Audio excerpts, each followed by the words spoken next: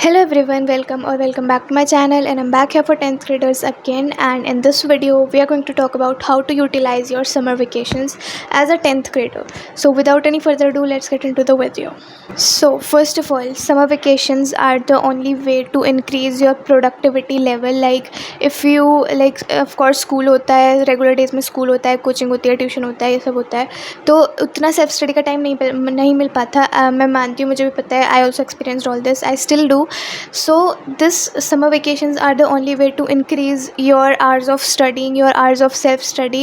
So do not let them waste. ये मत सोचना कि अब पूरी 10th में पढ़ना ही है तो अभी मज़े कर लेते हैं, तो ऐसे मत करना. फर्स्ट एंड फॉरमोस्ट, जो भी अभी तक आपके बैकलॉग्स बने होंगे, सबसे पहले तो उन्हें कंप्लीट करो. जो भी आपके बैच के और जो भी आप जैसे जो भी आपका बैकलॉग है, बस आप उसे पूरा करो.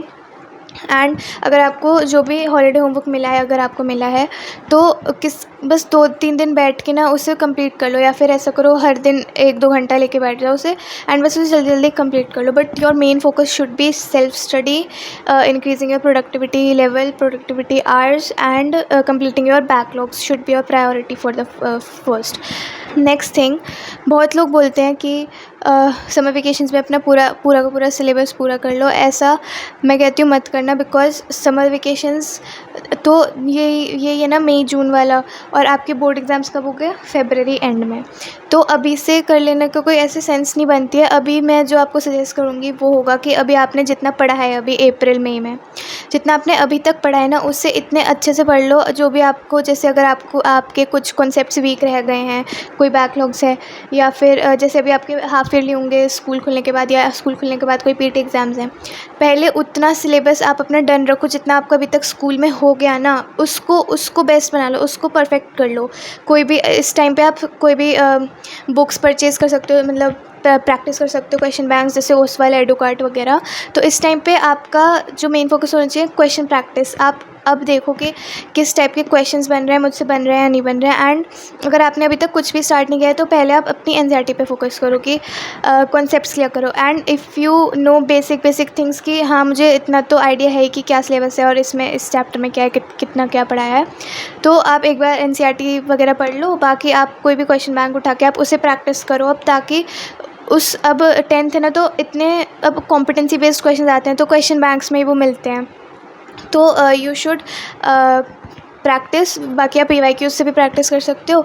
तो अभी के लिए क्वेश्चन प्रैक्टिस होनी चाहिए, ताकि आपको एटलीस्ट पता चले कि आपको किस डायरेक्शन में जाना है, किस टाइप के क्वेश्चन सॉल्व करने हैं, किस टाइप के क्वेश्चन आपको प्रैक्टिस करने चाहिए, किस टाइप के क्वेश्चन आएंगे. तो you should be familiar with what you will face in the future. Okay, अब जैसे स्कूल नहीं है, तो अपने आप प्रोडक्टिविटी लेवल बढ़ा सकते हो. तो according to you, if you are a morning person, तो सुबह जल्दी उठ के पढ़ो. स्कूल है नहीं तो बहुत टाइम मिलता है फिर तो.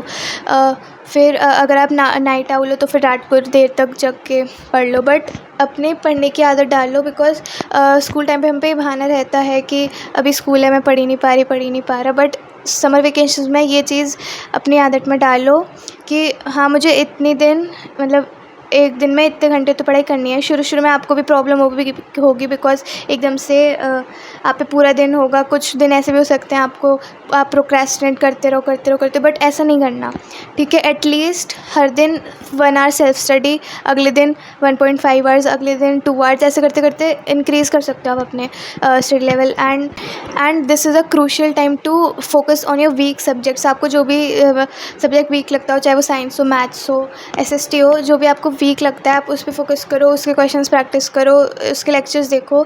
एंड जो मैं सिलेबस कंप्लीशन की कह रही हूँ, यही नहीं कि बस 1 शॉट्स देख लिए तो हो गया हमारा सिलेबस. ऐसे नहीं, 1 शॉट देखो. अगर आपको अच्छी अंडरस्टैंडिंग, मतलब अगर आपको ज़्यादा अच्छे से समझ नहीं आया वो चैप्टर, तो एक बार 1 शॉट देख लो.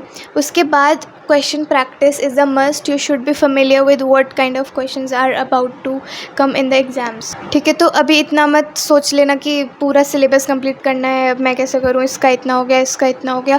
अभी आप सिर्फ अपने पे फोकस करो कि आपका कितना हो गया, आपका कितना रह रहा है.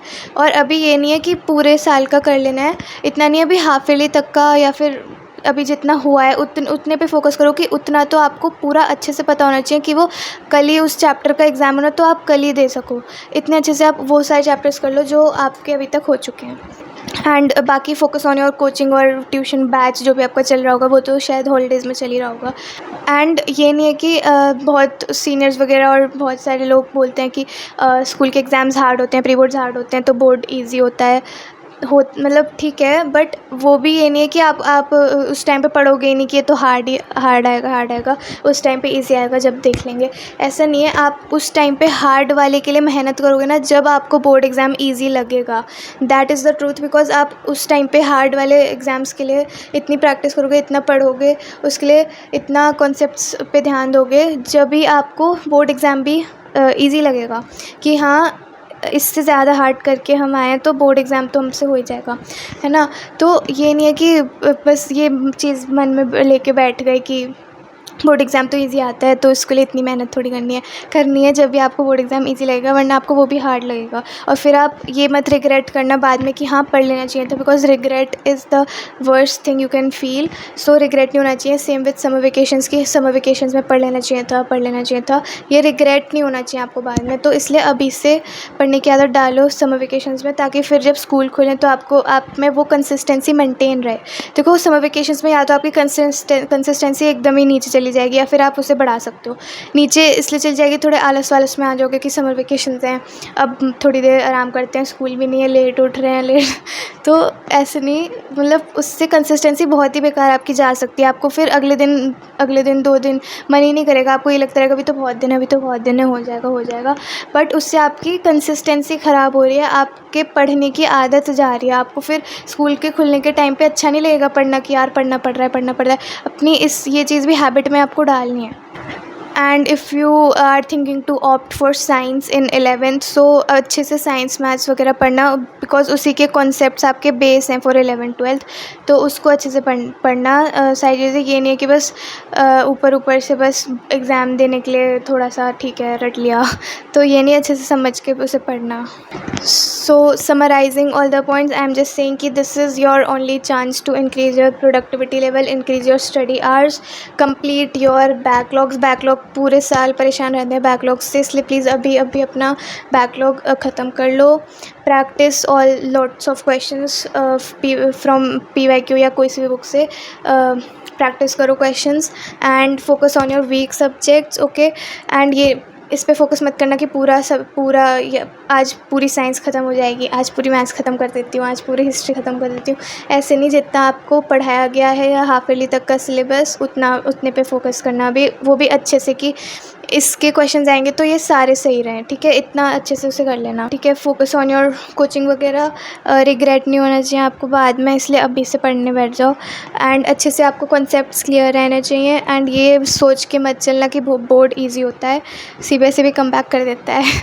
सो हाँ, एंड अपनी कंसिस्टेंसी मेंटेन रखना, and I think that's all. And कुछ लोगों के शायद समर वेकेशंस ना हो या फिर कम दिनों की हो, जैसे हमारे में एक्स्ट्रा क्लासेस भी हुई थी तो समर वेकेशंस इतनी ज़्यादा नहीं पड़ी थी, तो उन लोगों के लिए भी जितना भी आपको टाइम मिल रहा है तो आपको ज़्यादा स्ट्रिक्टली फॉलो करना होगा एक रूटीन को, लाइक जल्दी उठो या फिर लेट तक पढ़ो।